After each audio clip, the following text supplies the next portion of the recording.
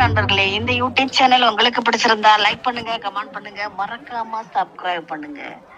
தேரழகு அப்படின்னா நாமெல்லாம் திருவாரூரை தாங்க சொல்லுவோம். திருவாரூர் தேரழகு என்றால் திருவிடைமருதூர் திருவழகு என்பது பழமொழி. கும்பகோணம் மாவட்டத்தில் திருவிடைமருதூரில் பிரகச்சந்திர குஜாம்பிகை சமேத மகாலிங்கேஸ்வரர் திருக்கோவிலில் அதனை சுற்றி நீண்ட நேர்த்தியான பிரம்மாண்டமான தெருக்களில் அமைப்பிற்கு புகழ்பெற்று விளங்குகின்றது இத்தலம். தைப்பூசத்திற்கு முதல் நாளில் திருவிடைமருதூரில் வீதியில் தேர் வரும் அழகை பாருங்கள். கண்கொள்ளா காட்சியை கண்டு கழியுங்கள்.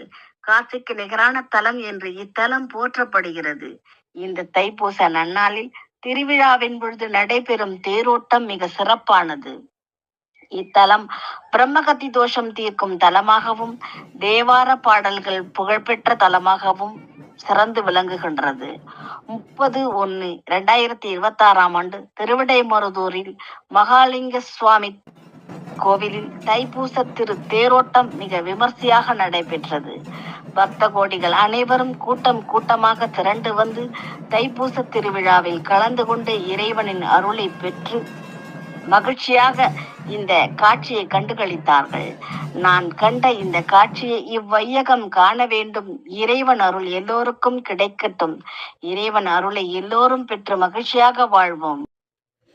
தேர் கிளம்பும் பொழுது அந்த இறைவன் அருள் அப்படியே மகாலிங்கேஸ்வரராக காட்சி அளிப்பும் அந்த கண்கொள்ளா காட்சியை மீண்டும் மீண்டும் பாருங்கள். இறைவன் அருள் எல்லோருக்கும் கிடைக்கட்டும். வணக்கம் நண்பர்களே. இந்த யூடியூப் சேனல் பிடிச்சிருந்தா உங்களுடைய கருத்துக்களை கமெண்ட் பாக்ஸில் தெரிவியுங்கள்.